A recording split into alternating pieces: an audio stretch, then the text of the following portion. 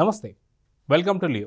YCP కొత్తగా పోరుబాట అంటూ నిర్వహించింది. మొత్తానికి సక్సెస్సా కాదా అంటే దీని గురించి మనతో మాట్లాడడానికి సీనియర్ జర్నలిస్ట్ కనకదుర్గ వడ్లమణి గారు ఉన్నారు. వారిని అడిగి తెలుసుకుందాం. మేడం నమస్తే. నమస్తే అండి. మేడం, ఏదైతే వైసీపీ చాలా కాలం తర్వాత వాళ్ళకి గెలుపు అనేది పూర్తి స్థాయిలో మర్చిపోయి ఇకపై లేవు అని చెప్పేసి అనుకొని అసలుకి పోరుబాట అన్నట్టు ఒకటి ఏదో ప్రారంభించింది. కానీ అక్కడ కనిపించేటువంటి వ్యక్తులు కానీ లేదా అక్కడ ఉన్నటువంటి ఒక నేతలు కానీ వాళ్ళకి సంబంధించిన కాదని చెప్పి కొంతమంది అయితే ఆరోపణలు చేస్తున్నారు. అసలు మొత్తానికి ఇక్కడ కన్ఫ్యూజన్లో కావచ్చు, ఈ కాన్స్పిరసీలో ఏంటి ఏం జరుగుతుందంటే ఏం చెప్తారు? అంటే మొన్నటి వరకు ఆయన ఏం చెప్పారంటే రైతు ధర్నాలు చేయండి, తర్వాత అంటే ఫస్ట్ తనే వెళ్దాం అనుకున్నాడు కదా, జనవరి 3వ వారం నుంచి పాదయాత్ర అనుకున్నాడు. మరి ఆ పాదయాత్ర పక్కకు పెట్టారా ఏంటి మనకు తెలీదు.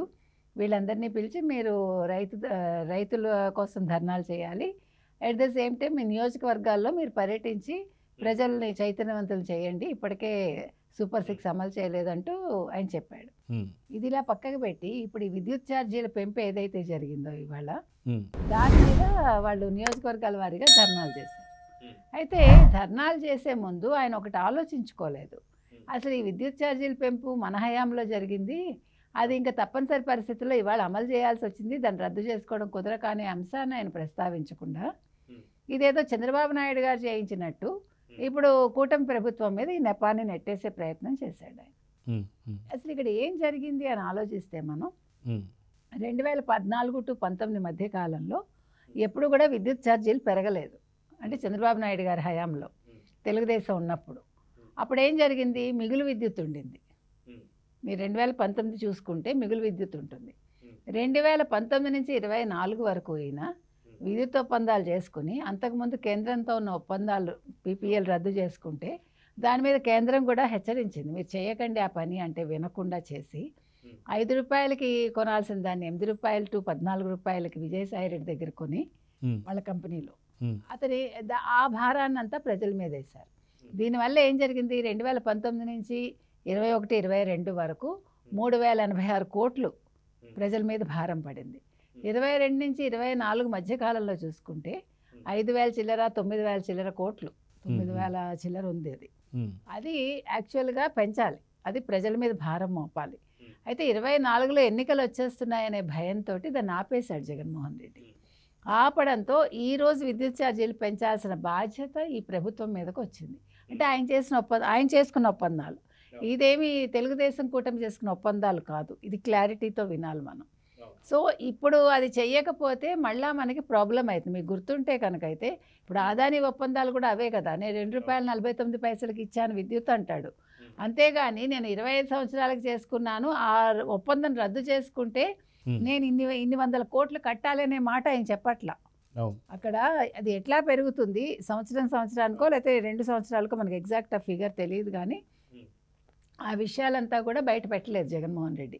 ఎంతసేపు నేను ₹2.49 చేసుకుంటే దాన్ని చంద్రబాబు నాయుడు ఇంత అన్నాడు అంత అన్నాడు అని అంటాడు ఆయన. సో ఈ విద్యుత్ ఒప్పందాలన్నీ కూడా ఈ 5 ఏళ్లలో వాళ్ళు 9 సార్లు విద్యుత్ పెంచారండి ఛార్జీలు.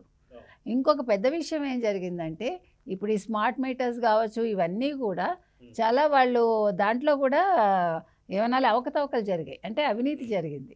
ఇంతేకాకుండా ఇప్పుడు పోలవరం కట్టి ఉంటే ఇప్పుడు ఈరోజు ఈ విద్యుత్ ఛార్జీల భారం పెరిగేది కాదు.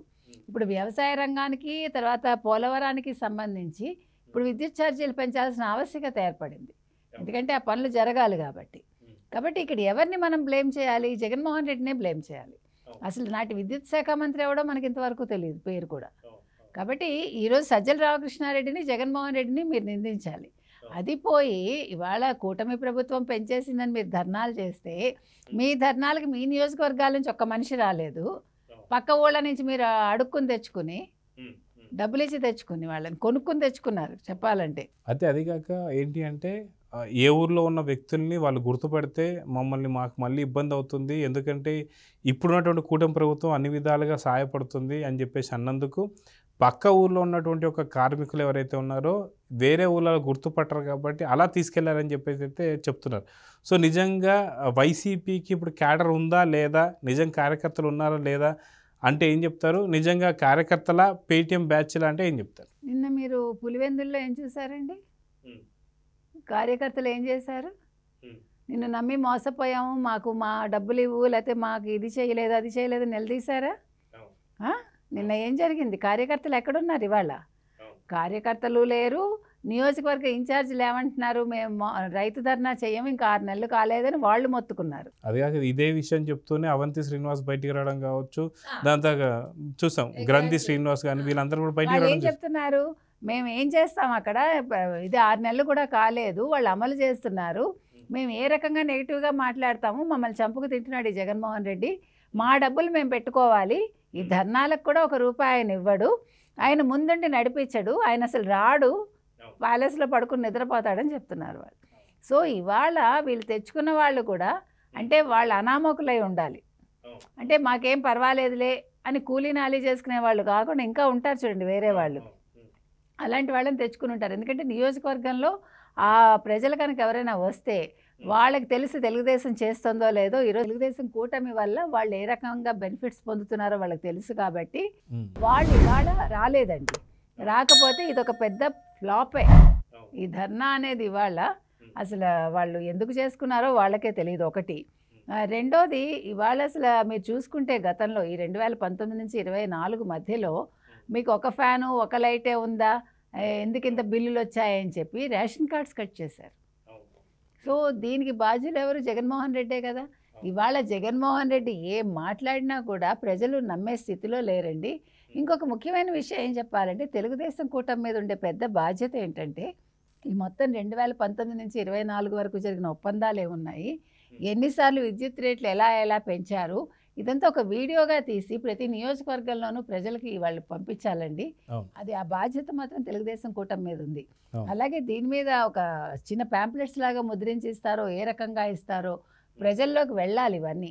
అంటే జగన్మోహన్ రెడ్డి చేసిన ప్రతి తప్పిదాన్ని ఇవాళ మీరు ప్యాంప్లెట్ల రూపంలో ప్రజలకు వెళ్ళాల్సిన అవసరం ఎంతైనా ఉంది. ఎందుకంటే ఇప్పుడు తెలుగుదేశం కూటమి మీద అనవసరంగా నిందలు పడుతున్నాయి. దీన్ని మాత్రం గమనించుకోవాలండి. ఏది ఏమైనా ఇవాళ వైసీపీ చేసిన ఈ ధర్నాలు ఏవైతే ఉన్నాయో అవన్నీ కూడా వాళ్ళు ఏదో ధర్నా చేశామనుకుంటున్నారు. అక్కడ ప్రజలు ఎదురు తిరిగి కొన్ని చోట్ల కొడతామని ముందుకొచ్చిన సందర్భాలు మనం విన్నాము. కాబట్టి ఇంకా మీదట నాకు తెలిసి ఇంకా ఎవడు కూడా ధర్నాల్లోకి మేము వెళ్తామని పాల్గొంటామని అనే ధైర్యం చెయ్యరు వైసీపీ వాళ్ళైతే. సో చూద్దాం ఖచ్చితంగా ఈ యొక్క ఏదైతే పోరుబాట ఏదైతే ఉందో అది పూర్తి అట్టర్ ఫ్లాప్ అన్న సంగతి వైసీపీ నేతలే చాలామంది అంటున్నారు. దాంట్లో మనం గతంలో మనం చూసినట్టు అవంతి శ్రీనివాస్ కావచ్చు, లేదంటే గ్రంథి శ్రీనివాస్ కావచ్చు, ఇలాంటి వాళ్ళు అందరూ చాలామంది ఉన్నారు. సో చూద్దాం మరి ఏం జరగబోతుంది. నమస్తే. నమస్తే. Please subscribe to Leo News for more videos.